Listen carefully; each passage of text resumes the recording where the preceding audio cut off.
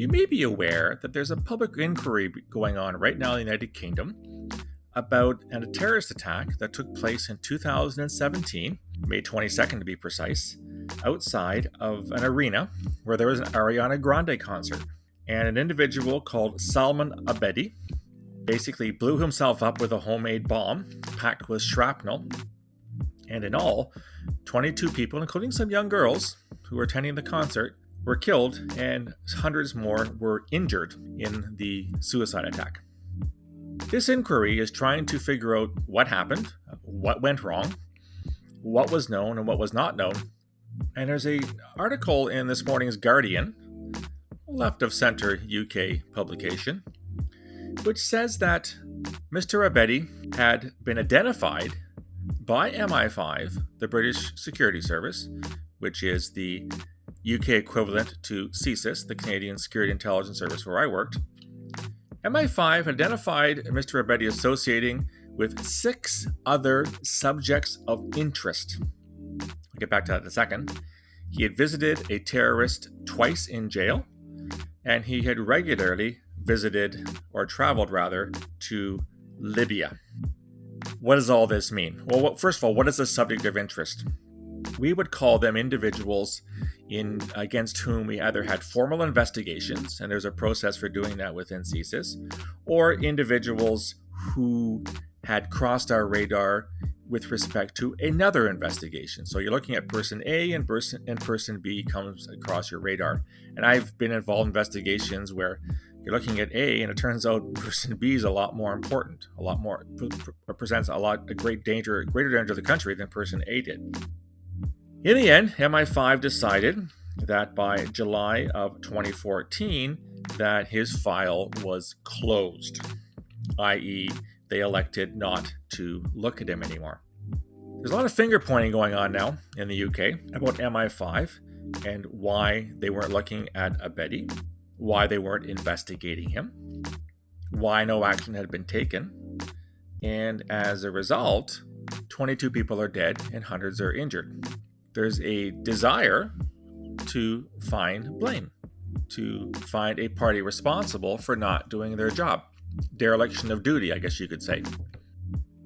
What worries me in all this is that these individuals who are saying that MI5 wasn't doing its job have a woefully ignorant appreciation for what security intelligence is all about, how investigations unfold, and what in the end is possible and what's not possible. Let's start with some figures, shall we?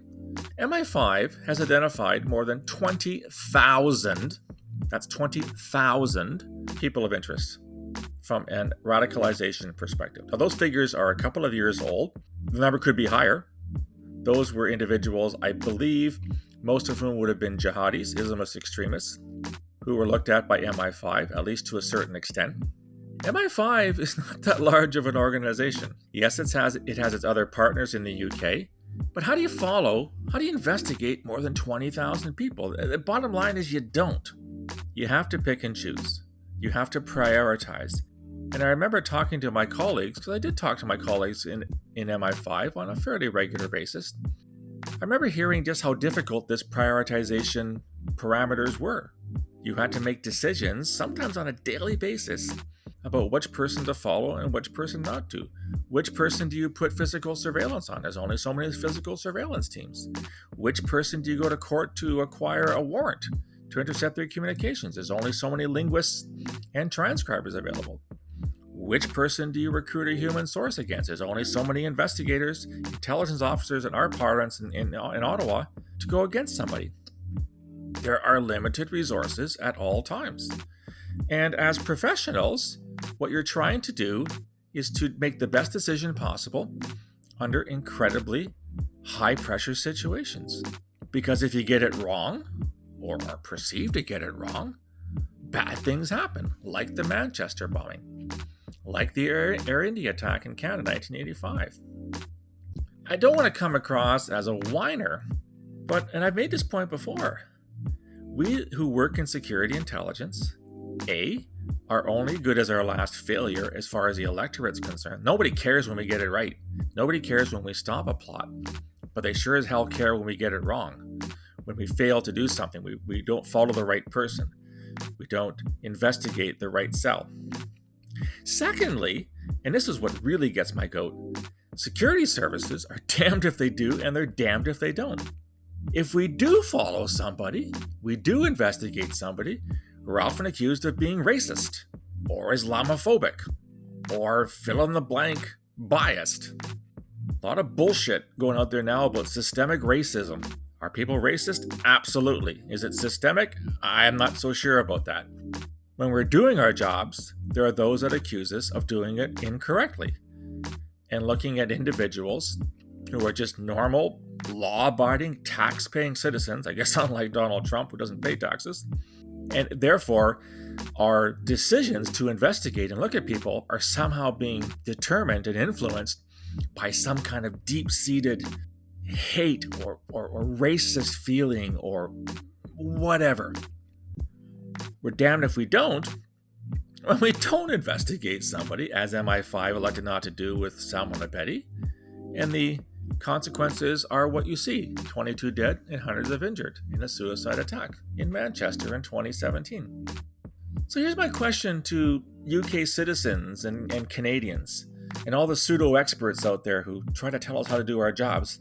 How would you do it if you were in our place? Do you have some kind of a magic formula that says, hey, look at this guy, don't look at that guy?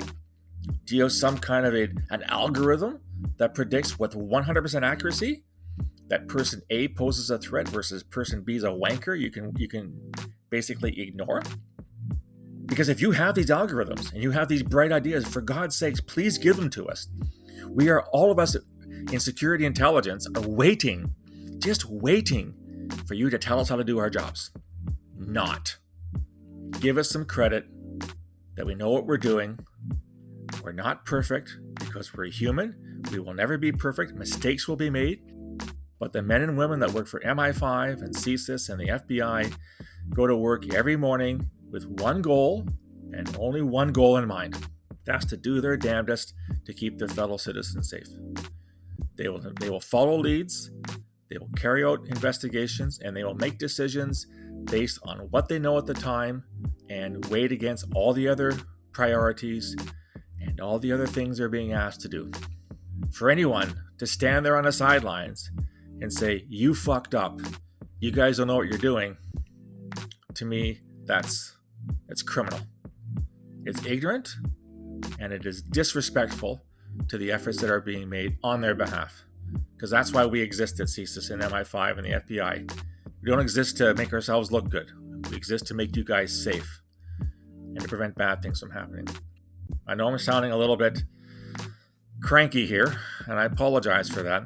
But I just wished, for God's sakes, that somebody out there would understand how this whole thing works. And maybe partly it's our fault.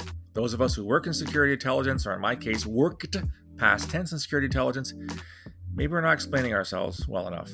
Maybe we're hiding behind secrecy. Maybe we're not sharing enough information so that the rest of our citizens have a better understanding of what we do, why we do it, and to a limited extent, how we do it, because that, tradecraft always must remain classified for reasons I hope you understand. I'm sure it's going to happen again. A successful attack will take place. People will start yelling from the rooftops, why didn't you guys stop it? Yet the next time we do stop something, we'll be accused of stopping the wrong one or engaging in racist behavior. Watch this space. I'll be complaining to you again in 6 months' time when the same thing happens. I just wish that the security services could get a fair shake on what they do and why they do it. Maybe I'm a dreamer. Who knows?